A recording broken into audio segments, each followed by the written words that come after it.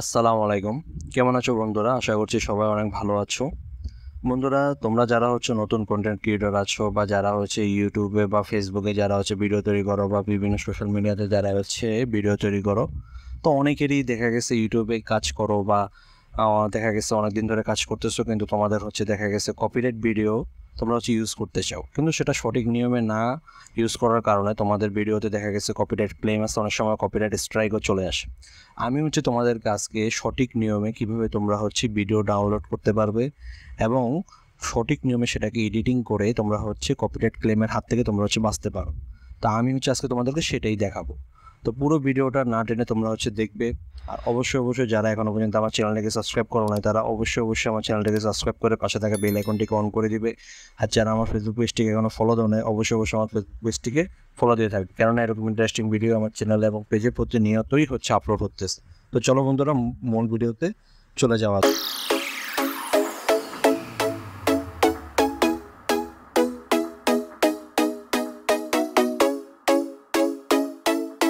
তো তার আগে তোমাদেরকে যেটা করতে হবে, তোমাদেরকে প্রথমে কপিরাইট ফ্রি ভিডিও ফুটেজ বা কপিরাইট ফ্রি তোমাদেরকে যে কোনো একটা ফুটেজ তোমাদেরকে ডাউনলোড করতে হবে।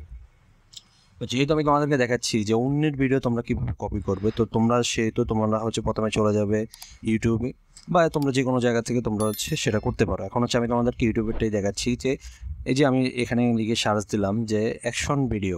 তো তোমরা এখানে দেখতে পাচ্ছ বন্ধুরা যে সার্চ বারে লেখার পর এখানে কিন্তু ডান পাশে ফিল্টার নামে একটা অপশন রয়েছে। তো তোমরা জাস্ট ফিল্টার নামে একটা অপশনে ক্লিক করে দেওয়ার পর এখানে দেখতে পাচ্ছ যে ক্রিয়েটিভ কমন্স নামে একটা অপশন রয়েছে।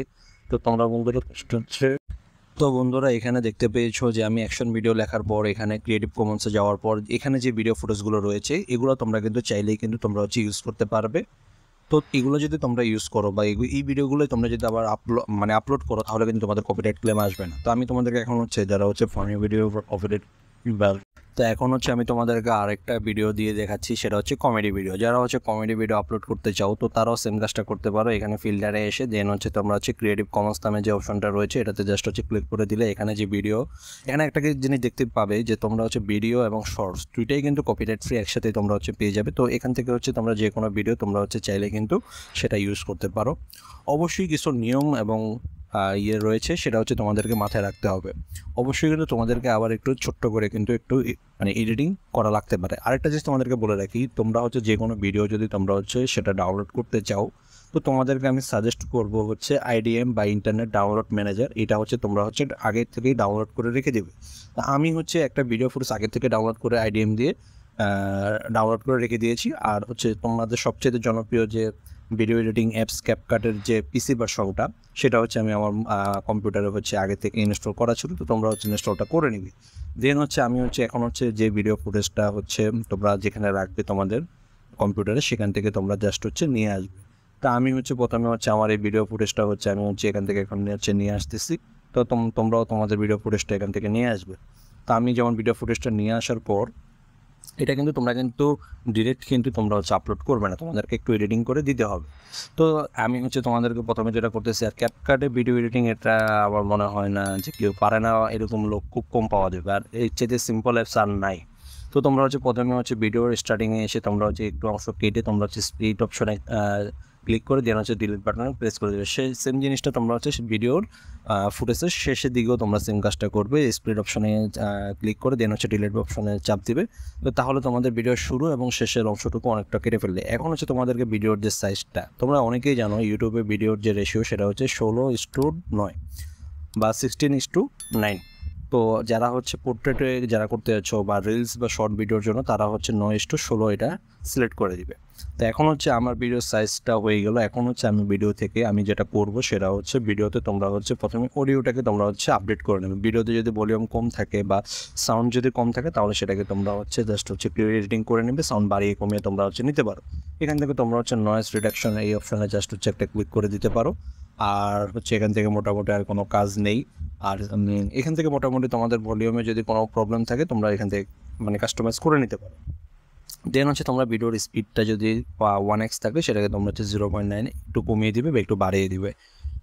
তো এইখান থেকে মোটামুটি কাজ শেষ হওয়ার পর তোমরা হচ্ছে ভিডিওটায় একটু হচ্ছে জাস্ট হচ্ছে কালার কম্বিনেশন তোমাদেরকে করে নিতে হবে। হ্যাঁ, কালার গ্রেডিংটা সুন্দরভাবে যদি তোমরা করতে পারো তাহলে হচ্ছে অবশ্যই কিন্তু ভিডিওটা দেখতে খুব ভালো লাগবে। যেমন এই ভিডিওতে আমি হচ্ছে এটা হচ্ছে আসলে এক একজনের এক একটা অভিরুচির উপর ডিপেন্ড করে। তো যেমন হচ্ছে আমি হচ্ছে এই ভিডিওতে একটু দেখতে পাচ্ছি যে একটু লাইটটা কম আছে, তো আমি হচ্ছে এখানে একটু ব্রাইটনেসটা একটু বাড়িয়ে দিলাম, কন্ট্রাস্টটাকে একটু কমিয়ে দিলাম। তো তোমরা তোমাদের মতো করে ফুল কাস্টমাইজ করে নেবে।